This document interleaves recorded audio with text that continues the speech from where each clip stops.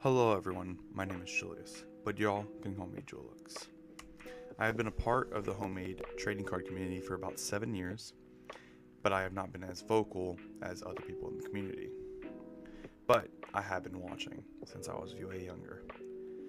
I have watched a plethora of YouTubers, such as Soaps, who made Sketchbook Chronicles, Scribbles with Rachel, Shark TCG, Chaos Galaxy, Epic Underworld, Wrath of Cores, Mystic Islands, Dimension Battles, and etc.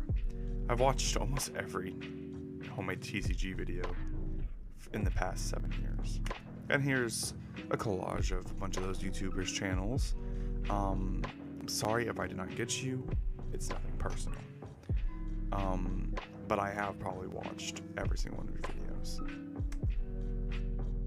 I have loved card games since I was younger. I used to collect Pokemon, but I've never really played it. And in middle school, I really got into Yu-Gi-Oh! I would play it at school all the time. During lunch or during PE, whenever we had free time, anytime I could, I would play. But when it got to high school, I got into Magic the Gathering a little more. And then recently, Lorcana. But ever since middle school, I tried to make my own homemade trading card game, using this community as inspiration. I've made plenty of games, but none ever got finished, and they all failed because I lost motivation. I made these games to play with friends and family, and just because I thought making cards was really fun. But as of recently, I thought, what if I make an official card game, like YouTubers do in this community? The game I have been working on, and that has been in the making for the past 4 to 5 months, is called Veil of the Arcane, my in-progress official card game, and hopefully the release date is late 2025, early 2026, if I get the support. If not, it probably will still come out and come later. This is the official card back from my card game. If I do change it, I will tell y'all, but as of right now, this is it. The cards I'm about to show you is not the final version, it is a prototype that has been changed throughout the past months. It will grow more throughout these videos, and that is the purpose of my channel. Is so that this community can make it the best it can be. And eventually it will be in the Game Crafters store. And eventually, if I get the money, I can start producing it myself and selling it on my own store, like most YouTubers are doing now. I am not an artist. I cannot draw. I wish I could, and I have been trying to draw since I was younger in these homemade card games. And my drawing, as I will show y'all in a later video, isn't the best. So, who does my art? My lovely girlfriend. But at the same time, she cannot do it alone, because I need 300 something cards for set 1. And yes, I know 300 something cards for set 1 is a very large number, but I want it to be released like this so the game isn't dull. This way you can play with 12 heroes, which is a key term which we will go over in a second, and tons of combinations of decks. I think 300 cards is best fit for this game, so I can work on set 2, and y'all can have plenty of time to play and not get bored. The reason I am making this channel and card game is because I want to pursue my dream of sharing my creativity with others, as hopefully this is not my only project, as I want to create other games and video games, and it would be an amazing dream if any creativity or anything I make will ever be a TV show. Or movie. But there are still many flaws in this card game, and I want to make it perfect with the help of y'all. So far, I have ordered 2 starter decks to test play, and these decks are not the official starter decks. They are just like a mold so that I can make the rules of this game. I was going to do a video with showing them in person because I have a whole setup to do that, and I got a bunch of this stuff recently to do that, but the camera quality is terrible. So once I get a better camera, then I will do in-person videos with my real cards. And if y'all do want to see that and you don't care about the camera quality, let me know down in the comments. I will definitely do a video showing y'all all the cards in person. And yeah, just let me know. Before showing the cards, let's go over some key terms such as hero. These are the centerpiece of every deck. They are your life value and your most important card. They stay on the field the entire game and have 3 stats: damage, health, and speed. We'll go over speed whenever I start showing the leaders, because that's a whole different thing. Also sorry that hero units and mana does not have an icon, because their icons are the magic icons, not like the action, reaction, and gear symbols, which they have some. Units, which are your creature cards. These are basically mini heroes. They have effects, damage, and health. Mana, these are how you get to summon and use your cards, obviously. Action cards, which is that first little one right here. These are basically your spells. You can only play these on your turn unless said otherwise. Reaction cards, which are your counter spells. You can only play these cards on your opponent's turn unless said otherwise. And gear cards, which are cards you can equip to your units, but not your heroes. There will be more types of cards in the future sets, but for now I think this is simple enough. And don't worry, older sets will get newer cards for them so they don't get left behind. Now that we have the types of cards out of the way, let's do the elements, or what I do in this game, magic. I went with magic in this game instead of elements because I think elements limit creativity a lot, because having water creatures, almost every card game has water, and then that limits your ability to make cards because you don't want to copy. So instead I had magic types, and the first magic type is Azuriel. This is basically any kind of magic that is blue, like water, ice, and other things of blue magic nature. Red magic, which is Malice, which symbolizes destruction and fire or blood magic, and basically any red magic. Rotvine, which is death and poison. Brightstone, which is healing or sand or electricity. Witherbound, which is corruption and decay. Glimmerveil, which is cutesy fairy and whatnot magic. And yes, I said whatnot. The reason I create my own types is because, like I said, elements are very limiting. But now that we got the magic cards and the types of cards out the way, and the reasoning why I want to make a card game, now I will show you the official cards that I have made in these past couple months. All character art and these symbols are done by my girlfriend. Even the action gear and reaction symbols were all done by my girlfriend. Even though I sat there and helped her come up with ideas, she drew the art because I, like I said, am not an artist. Now, the layouts of these cards are all 100% done by me. The text and the descriptions and the stats and everything is all done by me. She just does the art. Now, these cards are not 100% done. This is probably not the final version of the layouts, but this is basically close to the final version.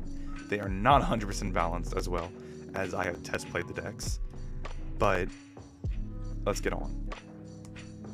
This is the first leader that I made, and her name is Frilla Fruchian. She is the Fruit Kingdom War General. She is the hero of the 6th deck, and for some reason when I was making these decks I worked backwards through the magic, but anyways. By the way, the layout for this leader card is not finalized, as I have a more finalized version that I will show you at the end of the video, because on the real person cards, this text is really hard to read and it's very small. So that is something I want to fix with the new leader layout cards, which I'll show you at the end of the video. So every leader is going to have a see-through thing, so they will have a full art card. Every leader is full art cards. But back to it. Let's examine this card. You can see at the top is the name, like I said, and this is the little rarity area, which every leader is super rare. They have the same rarity because they are all going to be the same rarity to get, because I don't want any to be less rare, you know? But see this right here? They have a little subtitle, the Fruit Kingdom War General. And the reason behind this is so that I can introduce them later as something else, because there is going to be lore for this game that I will 100% make myself, and maybe with the help of some other people I know. And maybe in the story, Frilla, something happens to her later on and she becomes something else, and I want to be able to add them back. So subtitles is a thing. So this is Frilla, the Fruit Kingdom War General. By the way, the last name is very hard to pronounce, so I'm probably just going to call her Frilla, because I messed up a couple times saying her last name. Anyways, this is their damage, which she does a base damage of 3. She has 48 HP and 1 movement. And let's get to the movement real quick. The reason why there's movement is because leaders are your main HP. If they die, you lose the game. So I don't think them being stuck in one place the entire game is really fun. So I think if they move around, it causes a challenge. And by the way, in the game, there are 2 rows on your side of the field. You have row 1, which is 4 cards, and row 2, which is 3 cards. So including your hero, you can have 6 other cards on the field at a time. But let's get back to it.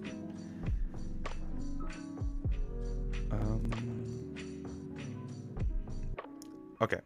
Every leader gets 6 abilities that fall under 3 subclasses, as you can see right here: passive, attacks, and effects. Every leader or hero can have different amounts of it. So maybe one can have 3 attacks, 3 passives, and no effects. Basically 6 in total. She has 2 passives, 2 attacks, and 2 effects. We will not go into super detail on these because these are subject to change. Not all of them, but some. Because the newer leaders or heroes are a little more in a different direction of how I'm taking them. So they will be reworked, especially the next leader, because I kind of rushed his abilities and he sucks. I want him to do more and I want him to be better. But anywho, my girlfriend drew her. My girlfriend drawn all of the next characters I'm about to show you. And her idea came from the both of us because I wanted a Fruit Kingdom. And then she was born, which is the Fruit War General. So, on to the next card. This is Death, because he is Death himself. Now, the art is done by, once again, my girlfriend, but the idea of the card, or the character, stemmed from my friend. So Death in this universe lives on the mortal plane, and since he is a deity, he cannot interfere with mortal lives by himself, so he decides to be a bird keeper to spend his time and his life on the mortal plane. His deck is made of birds and spirits, as you can see here. He has no attack. He has 0 attack. He does nothing. But that's because he cannot interfere with mortal lives. But he does have an effect right here, which allows him to summon a spirit bird. And these spirit birds do attack. They can attack. But besides the point, let's go on to the next character. This is Blueberry Ninjas, which is the very first card art and card layout that I have made. She stemmed basically why I kept going on with this game. So she's a 1 cost, she's a common, because that's what the symbol means right here, that's the rarity. Her name is Blueberry Ninjas. She has 3 HP, and this little thing right here, we'll come back to this. This is their subtext so that card effects can basically signify certain people. She has 1 damage, which is called Blueberry Barrage, so she does 1 damage. And then her effect is on death. If you have a copy of Blueberry Ninjas in your hand, you may play it for free or this card died. Now, this little thing right here, let's go over this. This is a neat little feature that I thought would be great in this game. And what this is that every card has a chance to hit a critical hit or they miss. So when attacking with a creature, you would roll a die. And whatever number is on that die is what happens. For example, if we roll and we roll a 6, she does double the damage. So she will do 2 damage. But if we roll and get a 3, she does 0. But if we roll a 4, as you can see here, is not underneath any of these. See, this is 1, 2, 5, and 6, and 3. If we roll a 4, she just does 1 damage. Understand? It's not that complicated. It's very simple. Back to the card. She was the very first card art. My girlfriend says she wants to probably redraw some of the card arts. So instead of removing this card art, I think we might just have multiple like versions, like kind of Pokemon does. But on to the next card. This is Banana Bowwoman.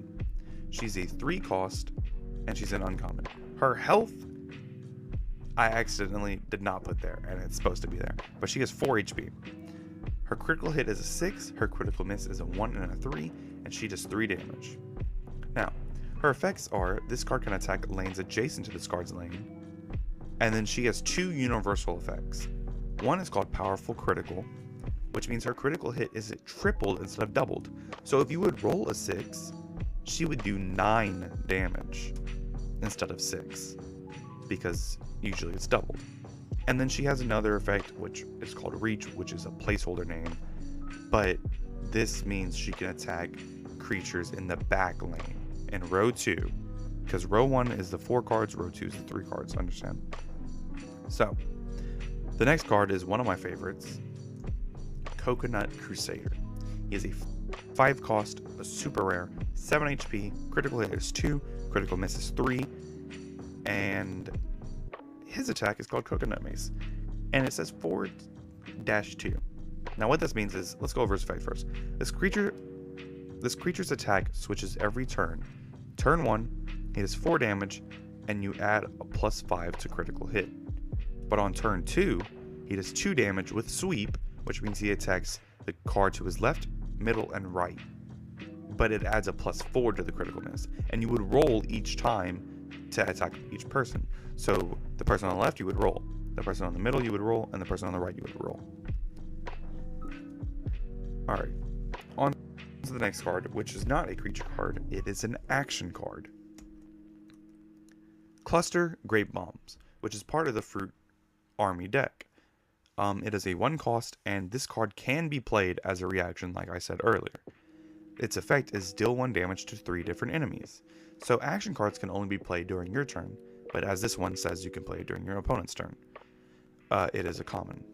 Now that we have all the cards out the way,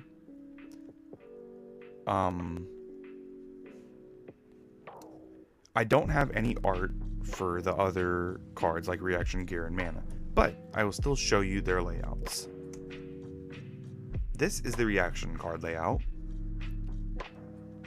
This is the gear card layout, and this is the mana card layout. And we're going to sit here and talk about the mana card real quick. So mana in this game is very interesting. Underneath where you would place your deck, you would place your mana pile, which is 4 mana. You have 4 of these cards, no more, no less. You only can have 4. So how this works is, as you can see here, it says creates 1 Glimmerveil mana, and it says raises mana cap by 2. So every time you would purchase one of these, which is 1 mana to buy 1 mana pump, your mana cap raises by 2. So if you have all 4 on the field, your max is 8. Your mana does cross over through turns. So if you produce 1 mana per turn and don't spend it for 3 turns, you have 3 mana. But here's the little cool thing about these. Just so that you don't produce 4 mana per turn, just because you're going to be spending a lot of mana in this game, you can upgrade your mana pumps. So the base mana upgrade, which will always be on almost every mana card, is level 2, which you can upgrade with 2 mana, which allows this card to create 2 mana per turn instead of 1. Or a little test the waters effect that is just a placeholder is this, where you can level up with 3 mana, and it says if you start your turn with less than 3 cards in your hand, you may draw an extra card. So basically, if you have 2 cards in your hand, you can draw 2 cards instead, but this only makes 1 mana per turn. Now, these cards are the latest, like I said. There are older versions of this game, which I will make a video of the progress of how we've gotten from the beginning to where we've gotten now. Some ideas I've been thinking of, which I would love feedback from, is for gear cards, for them to have slots. Because this is something that I had made in a previous version of the game, but it didn't stick, and I want feedback before I put it in the game for permanent. So basically, what gear slots do is, for example, large melon shield, let's say it has 2 slot cost. So it would have like maybe 2 little symbols at the bottom right here, right? And if we go back to a creature, let's say Blueberry Ninjas, she only can hold 1 slot. So she would not be able to equip this. And basically this is just here for balancing, so that maybe you can't do broken combos. So maybe Banana Bowwoman has 2 slots open, so that she can equip Large Melon Shield. So basically, if she has 2 slots, she can equip 2 1 cost or 1 2 cost. Understand? But she could not equip a 3 cost. Now that's just a small little idea, just to help with balancing. Now, before I show you the little teaser about the next leader that I was talking about, which his deck and another deck will be shipped here within a few weeks, and I will show you all those too. I do have insane ADHD, and maybe I forgot to talk about some important things, and y'all might be confused on some things. So please ask please ask questions in the comments below, or just make a comment, and I will respond. Now, for those questions, sorry, I stutter a lot. Now, for those questions, I won't answer in the comments because I want to make a question and answer video for future people who have similar questions. So let's say somebody joins in 3 months from now and they have a question, they can go back to my Q&A videos to see all the knowledge, basically, instead of having to search the comments. You understand? That's just something I want to do to help people later on. But please ask any questions and I will make a video about it, and I'll talk about it, or make statements, or make ideas, and I will talk about those in the video as well. Like I said before the end of the video, I do want to show you all a teaser for the next deck, and this is Butcher. This is the new leader layout that I want to work on because it will make text easier to read, and it's not as clumped up as the other card is. He's very interesting. He's going to be one of my favorites, I'm going to be honest. And if I were to play a deck, it might be him, just because I like him. This is not the official card art for him. This is placeholder art. This is art done by my girlfriend, but it was done for a different thing, not for the cards, because the Butcher has been a character I've made in the past as something else. But I just want to thank y'all for watching, and please leave a like or a comment to support. This is my first of many videos I will be making, and please give me feedback and criticism, because constructive criticism is very helpful. It will be making this journey a lot better if y'all can give me any criticism and any ideas and any of what not. I will be making a Discord soon, and a TikTok and an Instagram for this. But as for now, that's it. Thank you, and goodbye.